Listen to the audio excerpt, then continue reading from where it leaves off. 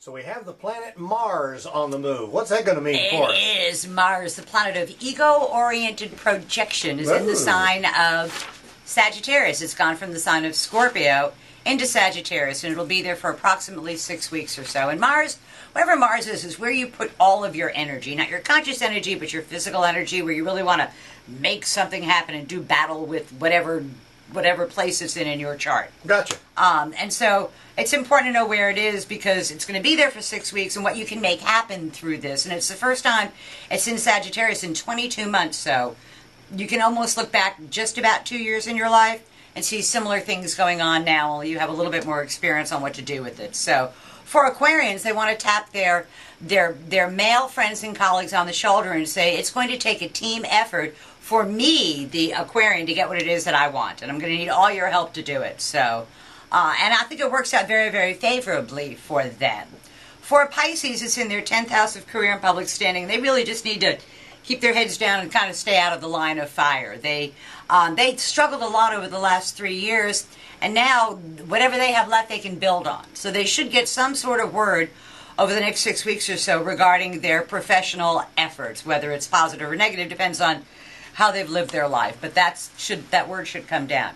For Aries, important matters at a distance, legal matters, educational matters, long-distance travel, all pop up for the Aries over the next 6 weeks or so. And the law is on their side, and when the law has not been on their side for 3 years, so now that the law is finally on their side, they want to go ahead and make something happen with it. So for Tauruses, it's in their 8th house of other people's money, other people's resources. It's like the money just kind of comes in and then flows directly out again. It's not, and it's unanticipated expenses, stuff that you just weren't counting on, that kind of a thing. So it's just, and it's almost like a nickel and dime to death kind of effect. So I feel bad for people whose wives are Tauruses because it's just going to cost them more to play. I have a wife and a daughter Taurus. Yeah, so you know the expenses are going to be piling up, and they're going to go, Dad and honey. For Geminis, and our president is a Gemini, Mars is in their 7th house of partners, and they feel the not so much love. There's a lot of grief and aggravation going on with partners for Geminis, but the good news is they find out who their open enemies are, and when you know who it is and you know what it is they're looking for, you can then go ahead and deal with it. And the interesting thing to them is to realize that not everybody is your enemy, and not everybody you think is your ally is your ally. In the end of 6 weeks, you'll be able to see really clearly who is who. Okay. And so try not to turn what could be perfectly good allies into enemies. Don't push them away unnecessarily.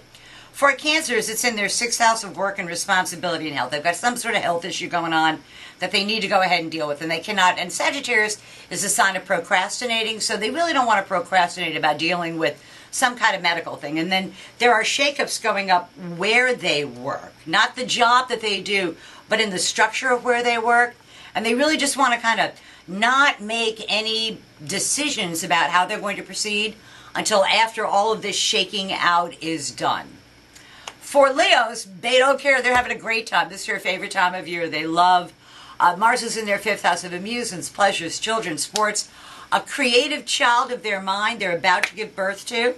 Well. Yeah, which could be a very cool thing. Something that they've been working on for 3 years. They actually are able now to give birth to it in both a physical and an esoteric kind of fashion. So It's also good for the love principle for them. If they're single, that goes really Leo well. loves that. Yeah. For Virgos, not so much. It's grief and aggravation at home. They are working on their home and their foundations, and they want to knock down walls. Virgo's getting the idea that maybe I should do something like build another house or something like that. Don't do it, Virgo.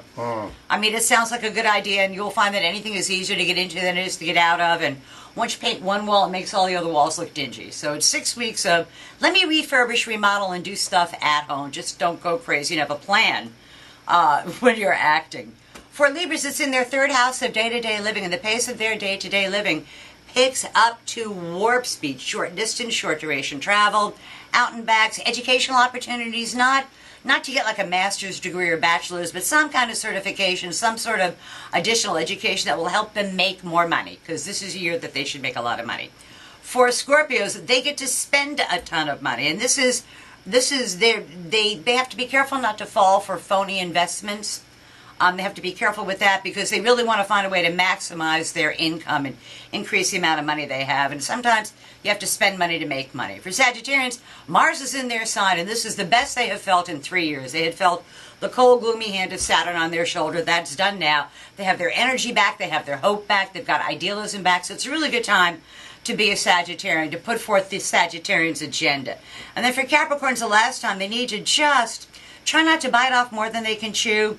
They want to make sure that they don't get involved in too many things at once, and they also don't want to procrastinate over the important things. So it's a fine line between not overextending yourself and yet getting done what you need to get done. So that's tomorrow's news today for the next 6 weeks with Mars going into the sign of Sagittarius. Sounds pretty good to me. Thank you. I don't think it's bad. See you next week. Always a pleasure.